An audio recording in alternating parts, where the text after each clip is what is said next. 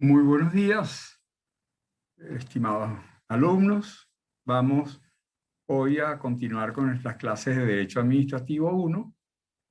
Vamos a dedicar la clase de hoy a la continuación de las técnicas jurídicas de la organización administrativa y concretamente vamos a ver las técnicas de la Vamos a ver las técnicas de la colegialidad. No estoy muy seguro si podremos ver la técnica del control y la técnica de la coordinación, pero si se nos interrumpiera la clase, entonces continuaríamos viendo el control y la coordinación. Ahorita vamos a ver entonces la técnica de la colegialidad. Ya hemos visto la competencia, hemos visto la jerarquía, hemos visto la autonomía y dos técnicas muy importantes, muy usuales en la administración venezolana, como son la de la descentralización y la de la desconcentración. Entonces, ahorita vamos a ver, como ya les anuncié, la técnica de la colegialidad.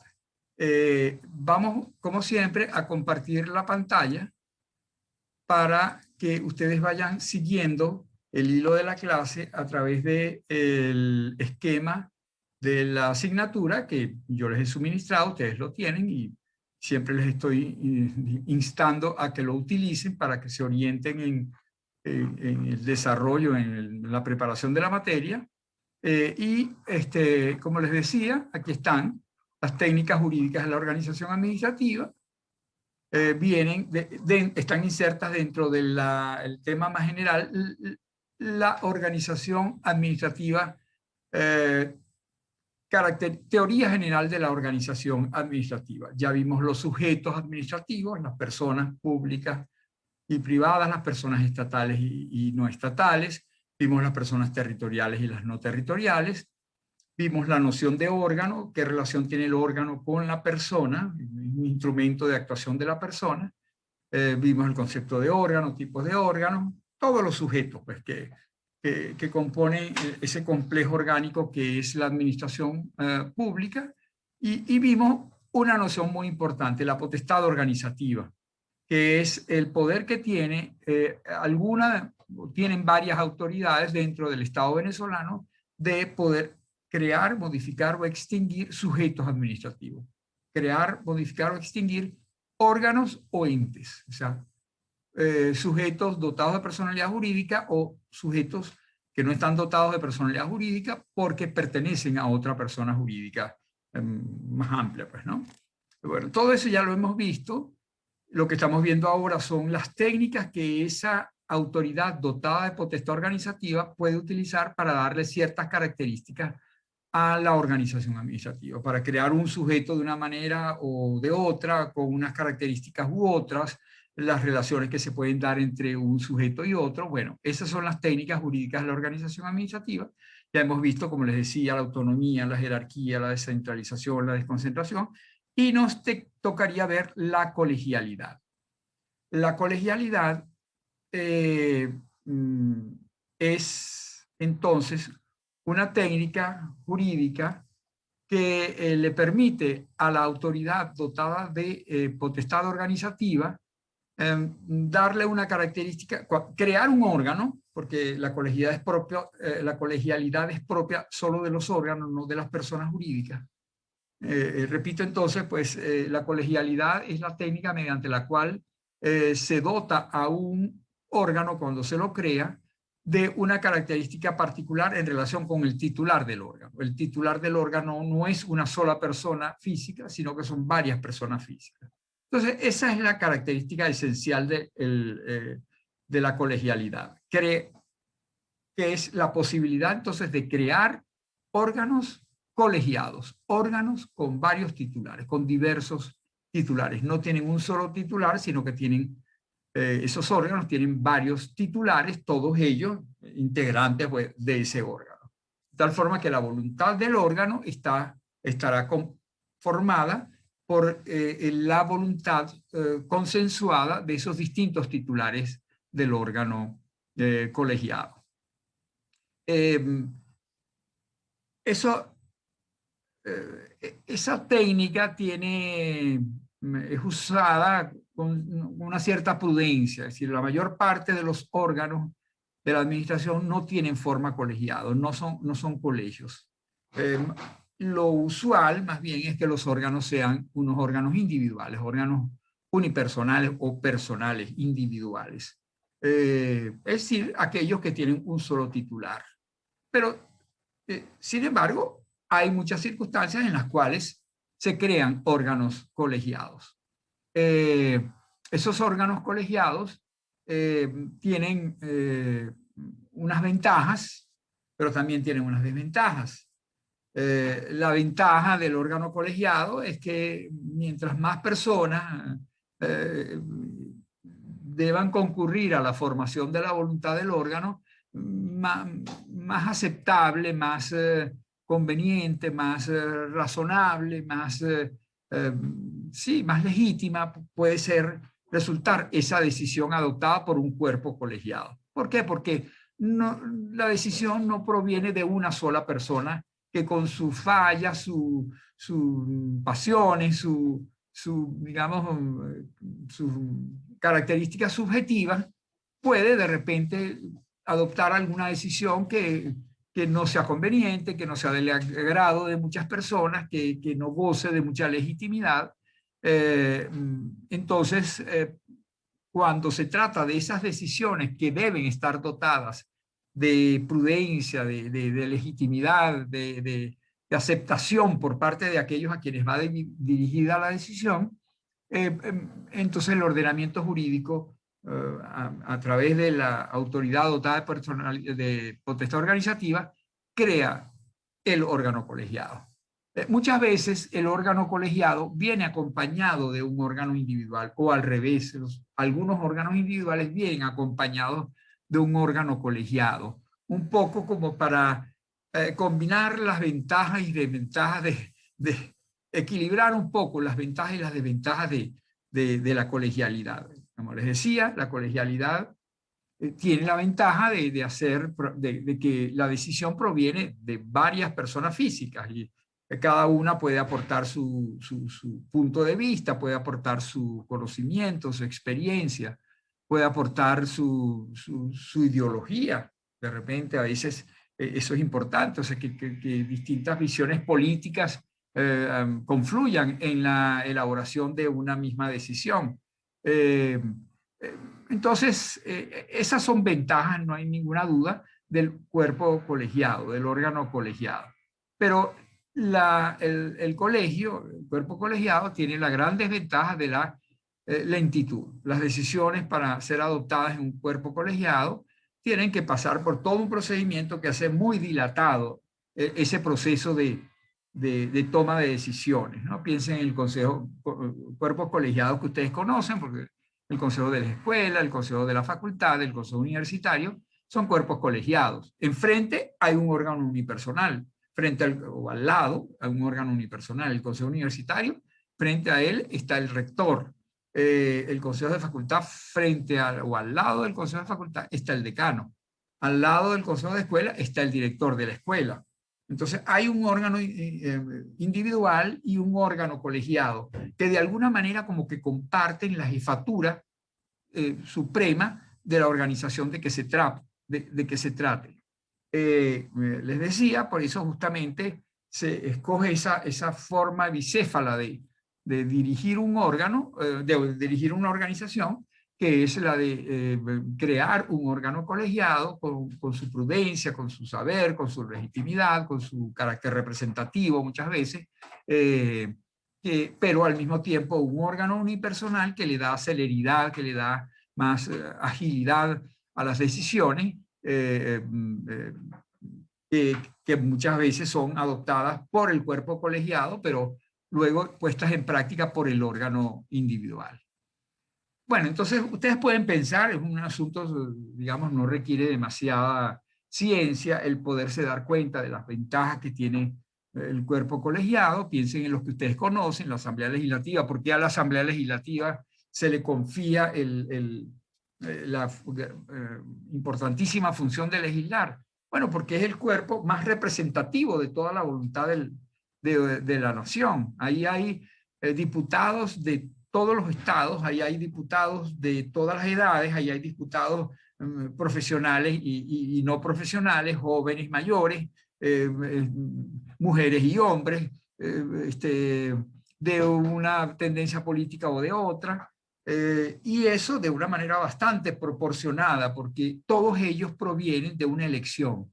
Ellos han sido elegidos por el cuerpo soberano, que es el pueblo. Entonces, por eso es que el poder legislativo, el cuerpo legislativo, es quien tiene la tarea más importante de todas las que cumple un Estado de Derecho, que es la de crear las normas más importantes, más delicadas, si se quiere, que son las contenidas en las leyes. Y por eso es la reserva legal. O sea, aquellas materias más delicadas solo pueden ser reguladas mediante ley, porque esa norma proviene de ese cuerpo digno de mayor respeto, de mayor credibilidad, de mayor legitimidad. En cambio, el presidente de la República, que también es electo, que también es un órgano político, sin embargo, en principio sus normas son de rango sublegal, tienen que estar supeditadas a las normas creadas por el cuerpo legislativo, que tiene mayor legitimidad que el presidente de la República, porque la Asamblea Nacional es representativa de todo el pueblo, mientras que el presidente de la República es elegido por la minoría mayor en un determinado momento. 30% del electorado pueden elegir al presidente de la República. Si los otros candidatos tienen 25, 20, 19, 15, entonces una minoría puede elegir al presidente de toda la nación. Bueno, esas son las reglas electorales, ¿no? Por eso es que se trata de buscar a veces una doble vuelta, para que no sea una minoría quien elija al presidente de la República, sino cuando hay la doble vuelta, entonces en la segunda vuelta, el que gana ha recibido al menos un voto más que el otro. Entonces, a veces esa diferencia es muy pequeña, pero bueno, pero es una diferencia. Y gana la mayoría, así sea por un pequeño margen. Bueno, todo esto es lo que ustedes pueden imaginarse con respecto, los invito pues a que ustedes traten de ver cuáles son las ventajas y las desventajas que en su criterio pueden atribuírseles a los órganos colegiados frente a los órganos individuales. Independientemente de que sea bueno, que sea malo, que su ventaja y su desventaja, la colegialidad existe. Es decir, hay varios órganos, ustedes lo ven en las universidades, hay muchos cuerpos colegiados, ¿no? Están los consejos, el Consejo de Desarrollo Científico y Humanístico, también el Consejo de Apelaciones, son órganos colegiados. Y más bien los órganos individuales, que también los hay, están como supeditados a esos cuerpos colegiados, ¿no? Ahí está la cátedra, está el departamento, está el profesor, que es un órgano individual, pero para una labor muy importante de la docencia, como es la evaluación, se designa un órgano colegiado. El examen final debe ser hecho por un jurado, y el jurado es un órgano colegiado. No es un solo profesor, son varios profesores. ¿Por qué? Porque es más delicado, porque debe gozar de mayor legitimidad la nota final que se le imparta a un alumno. En cambio, la clase la imparte un órgano individual, no hay ninguna duda, pues el profesor. Bueno, en el programa aparece un título que es naturaleza representativa o técnica. Eso es para llamar la atención sobre el hecho de que a veces los órganos colegiados pueden tener el carácter de estar integrados por representantes de distintas, digamos, sectores que deben concurrir a la toma de decisión. Por ejemplo, los consejos del cogobierno universitario están elegidos, están conformados por representantes de profesores, por representantes de estudiantes, por representantes de egresados, y algunos piden también que hayan representantes del cuerpo administrativo, de los funcionarios administrativos de la universidad. Y en algunos países eso se da, quizás no de una manera dominante, sino más bien con una representación menor, porque obviamente la comunidad universitaria la hacen docentes y alumnos. La comunidad universitaria es una comunidad de aprendizaje. que necesita apoyo administrativo y material, alguien que pase a máquina las cosas, alguien que haga las tareas administrativas, que maneje el presupuesto, etcétera. Esas tareas también son necesarias. Que haga el mantenimiento de las instalaciones. Todo eso es necesario, pero obviamente que lo central de la universidad, de la comunidad universitaria, es la docencia, que implica la enseñanza y el aprendizaje. Digamos, los dos núcleos fundamentales. Entonces, por eso es que estos cuerpos colegiados en la universidad están integrados por representantes de esos 2 o 3 grandes sectores, como es también el de los egresados. La Asamblea Nacional que señalaba antes es otro ejemplo de cuerpo representativo, es decir, es un cuerpo colegiado que está integrado por representantes de distintas tendencias políticas, de distintas áreas geográficas del país. En cambio, hay otros cuerpos colegiados que no son representativos de nada. Están integrados por personas que tienen un conocimiento técnico, un conocimiento profesional, un conocimiento de vida que es importante para la toma de la decisión sin que estén representando a nadie, ningún sector de la colectividad, como por ejemplo el jurado del examen. El jurado del examen no representa a nadie, ahí no hay representantes estudiantiles en el jurado, ahí lo que hay son profesores que saben de la materia. O por ejemplo, la comisión de contrataciones en todos los organismos públicos. Para poder hacer licitaciones y contratos públicos es necesario que ese tema sea manejado por una comisión de licitaciones, o como se llama ahora, comisión de contrataciones públicas. Y esa comisión de contrataciones públicas está integrada, dice la ley de la materia, por un experto en materia jurídica, por un experto en materia económica y por un experto en la materia a la que se refiere a la contratación. Por ejemplo, si es materia, se están comprando computadoras, debería haber un experto en tecnología, digamos, cibernética, pues, ¿no? Entonces, ahí hay 3 integrantes que forman ese cuerpo colegiado, que no están representando a nadie, sino que son escogidos por su especialidad profesional, por el conocimiento que tienen. De allí, pues entonces, que se haga esa diferencia entre la naturaleza representativa o técnica de los cuerpos colegiados, dependiendo de la función que deban cumplir esos cuerpos, ¿no? Con respecto a... ahí hay también otro título que es procedimiento de reducción a la unidad de la voluntad del cuerpo. Ya sabemos pues que el cuerpo colegiado está integrado por diversas personas físicas, cada una de ellas tendrá una opinión sobre cada uno de los problemas que se planteen en ese cuerpo, pero al final es necesario que haya una sola decisión, una sola voluntad. O sea, el cuerpo no puede tener sino una sola voluntad. Y para obtener esa sola voluntad, es necesario entonces atravesar un procedimiento, un largo procedimiento que normalmente está recogido en la norma que crea el cuerpo, en la norma dictada por la autoridad dotada de potestad organizativa y que crea el órgano colegiado, y da algunas pautas con respecto a ese procedimiento. ¿Cuál es el quórum de instalación? ¿Cuál es el quórum de decisión? Las decisiones se toman por mayoría, o por mayoría simple o por mayoría calificada. Bueno, lo que no esté en la norma de creación del cuerpo estará en lo que normalmente se llama un reglamento interior del cuerpo, o un reglamento interior y de debates, porque en los consejos, por ejemplo, suelen tener su reglamento interior y de debates, porque allí se señala cuántas sesiones habrán, si hay sesiones ordinarias y extraordinarias, quién convoca, cómo se convoca, cómo se hace para suplir al que falta, cómo se instala el día de la sesión, cómo se instala y dónde, a qué hora, el presidente qué rol tiene, el secretario qué rol tiene, constatar el quórum. Solo se instala el cuerpo válidamente si hay el quórum mínimo de funcionamiento, el quórum de instalación. Si no lo hay, pues sencillamente se da por desierta esa reunión y se convocará una nueva, todo conforme a lo que diga el reglamento, ¿no?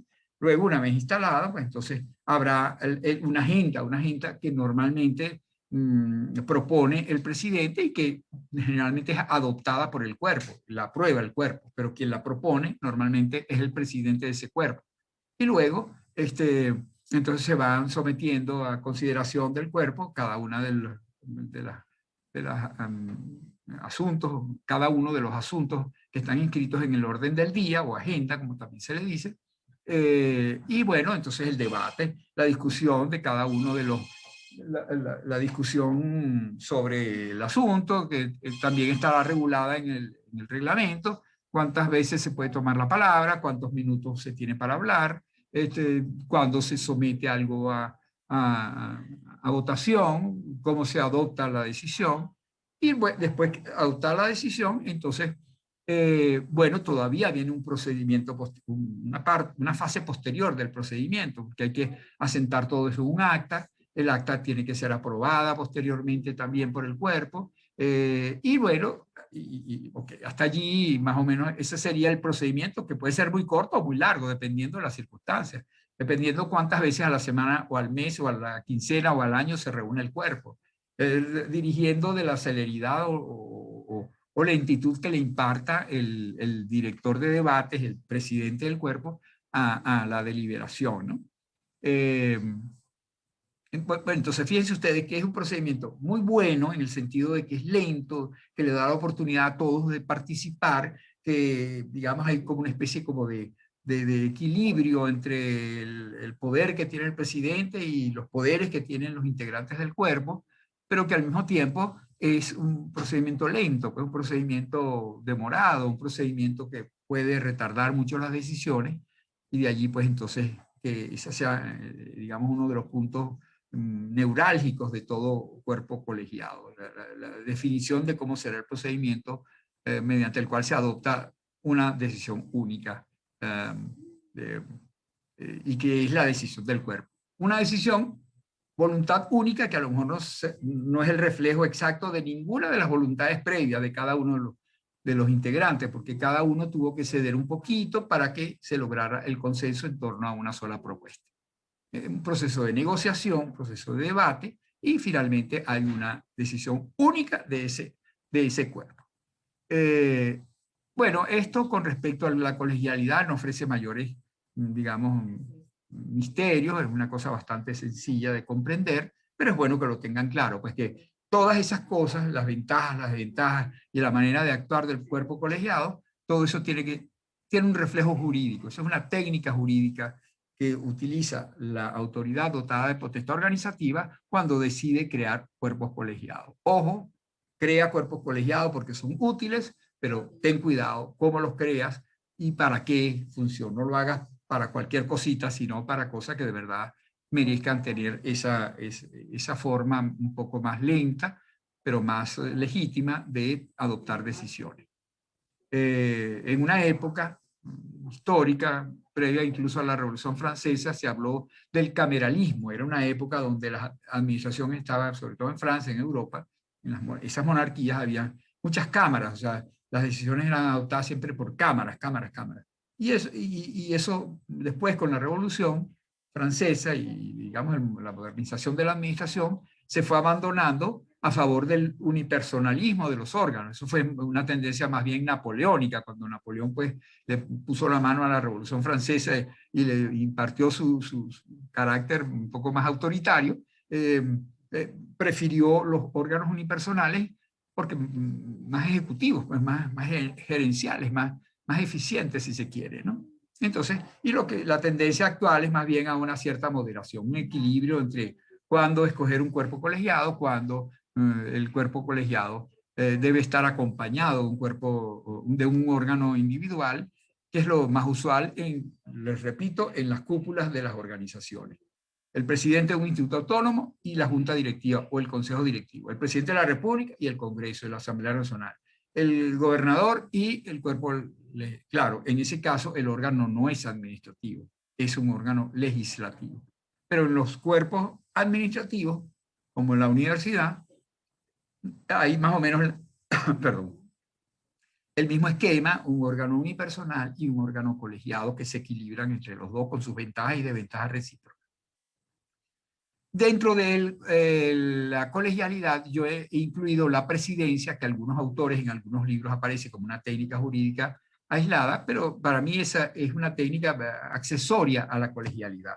porque la presidencia dentro de la organización administrativa siempre viene asociada a un colegio. Se habla de presidente cuando estamos en presencia de un cuerpo colegiado. Entonces, ese cuerpo colegiado debe tener un presidente. Por lo mismo de que son varias personas, varias individualidades las que integran ese cuerpo, es necesario que haya una unidad de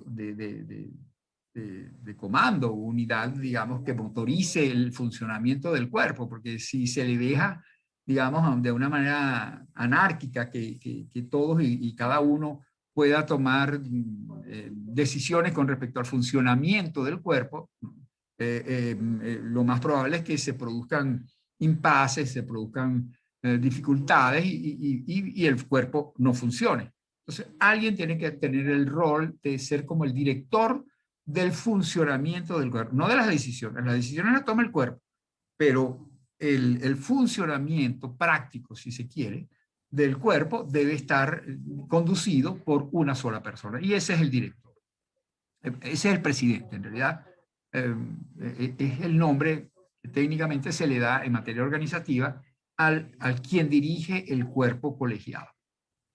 Entonces, la presidencia, ¿qué es? Una técnica jurídica de organización que normalmente utiliza quien está la autoridad dotada de potestad organizativa para designar a cada cuerpo colegiado un director de debate, un director de funcionamiento de ese cuerpo colegiado, que no puede sustituir al cuerpo para adoptar las decisiones que le corresponde al cuerpo decidir, pero que sí puede decidir con respecto a la manera práctica como se va a desenvolver la actuación de ese cuerpo colegiado. El presidente de la República tiene entre sus funciones entonces preparar la agenda, convocar las sesiones, instalar el cuerpo, constatar si hay el quórum de funcionamiento o no, luego someter a la consideración del cuerpo de todas y cada una de los asuntos que han sido incluidos dentro de la agenda, conceder la palabra, dirigir el debate, entonces someter a la consideración y a la votación del cuerpo una determinada propuesta y dar por aprobado o improbado un asunto, pues algún proyecto que haya sido sometido a la consideración del cuerpo. Poner fin a la reunión cuando se dé cuenta que ya no hay quórum, de repente faltó todo el quórum y alguien se fue y ya no hay quórum, entonces hay que poner fin a la reunión o dar por terminada si se agotaron los asuntos que tenían que ser considerados, o si tienen un tiempo determinado, la reunión dura 1 hora, bueno, entonces al terminar la hora, pues el presidente pondrá fin a la reunión, convocar para la próxima reunión, ocuparse de que normalmente los cuerpos colegiados tienen un secretario, el secretario normalmente no es miembro del cuerpo, sino es alguien designado, digamos, de fuera del cuerpo y que se ocupa de la labor material, de transcribir las cosas, de dar copia a alguien, y todo de acompañar los expedientes o los papeles, de los documentos que pueden ser consultados por los miembros del cuerpo cuando se va a debatir un determinado asunto. O sea, hay una propuesta de alguien, pues entonces esa propuesta tiene que transcribirse en varios ejemplares para que se le circule a todos los miembros del cuerpo para que puedan saber de qué se trata, qué es lo que están discutiendo. Bueno, todo eso lo hace el secretario, que no forma parte del cuerpo. Pero el presidente se entiende con el secretario para, digamos, agilizar el funcionamiento de ese cuerpo. Bueno, eso es la presidencia. Pues no, a veces, bueno, una cosa interesante es ver cómo el presidente a veces es miembro del cuerpo y a veces no. El secretario nunca lo es, pero el presidente a veces es miembro del cuerpo. Es el caso del decano. El decano es presidente del Consejo de Facultad, pero él es miembro del Consejo de Facultad. Él vota. A la hora de decidir sobre algo, él tiene voto. Incluso a veces tiene el doble voto, lo que se llama el voto decisivo para el desempate. En el caso de que haya 4 y 4, el decano, por quien vote el decano, ese voto vale 2. Entonces ya no son 4 y 4, sino 5 y 4. Y con lo cual la proposición que fue apoyada por el decano es la que obtiene la mayoría y la que se decide. Si el decano estuviera dentro de la minoría, hay 3 y 5, ese voto del decano no se cuenta doble para que en lugar de, imaginemos 4 y 3, bueno, entonces el voto del decano vale 2, para que entonces hay 4 y 4. No, porque el voto doble es para el desempate, no para empatar. Y fíjense ustedes que lo usual es que los cuerpos colegiados estén integrados por números impares de miembros, justamente para tratar de evitar el empate, que es uno de los escollos mayores que puede haber en el funcionamiento de un cuerpo colegiado. Entonces, bueno, ya saben, pues el presidente del consejo, el presidente del colegio, puede ser o no miembro del colegio. Ejemplo, el consejo universitario, su presidente es el rector. El rector es presidente, vota, él tiene voz y voto tal cual como cualquier otro integrante del consejo universitario. Pero él también es un órgano unipersonal, él es rector. Él no es solo presidente del consejo universitario, él es rector. Y como rector hace unas cuantas cosas que dice la ley de universidades que son competencias del rector como órgano unipersonal. Eso pasa a veces. A veces el presidente de un cuerpo no tiene otra función sino la de ser el presidente de ese cuerpo y no tiene ninguna otra función individualmente considerado como órgano unipersonal. Pero bueno, eso hay que verlo en cada ordenamiento, en cada norma, pues que regula el funcionamiento, la creación y el funcionamiento de un cuerpo colegiado. Un ejemplo donde el presidente del consejo, del cuerpo colegiado, no es miembro del consejo, el presidente de la República, que preside el consejo de ministros, pero él no es ministro. Por lo tanto, él no forma parte del cuerpo colegiado consejo de ministros. Las decisiones adoptadas por el presidente en Consejo de Ministros las firma el presidente como presidente, no como miembro del Consejo de Ministros. Los miembros del Consejo de Ministros son los ministros, pero no el presidente. Bueno, eso pasa hace un tiempo. El presidente, el alcalde del municipio, la ley del 1989, el alcalde del municipio era también el presidente del Consejo Municipal. Pero él no formaba parte, él no es concejal, por lo tanto, él no formaba parte del cuerpo. Él lo que hacía era presidirlo, convocarlo, dirigir la palabra, dar por terminada la discusión, dirigir el cuerpo. Él era un presidente del cuerpo, pero él no era miembro del cuerpo. Él lo era, que era alcalde. Entonces, bueno, estas son las cosas interesantes que se pueden decir con respecto a la colegialidad. Nos toca ahora a revisar las dos últimas técnicas jurídicas de la organización administrativa que vamos a ver, que son el control y la coordinación. Como ya esta reunión se va a terminar, entonces más bien damos por terminada, vamos a darla por terminada ahorita mismo y bueno, ya nos vemos en un ratito. ¿De acuerdo? Bueno, muchas gracias, ya nos vemos.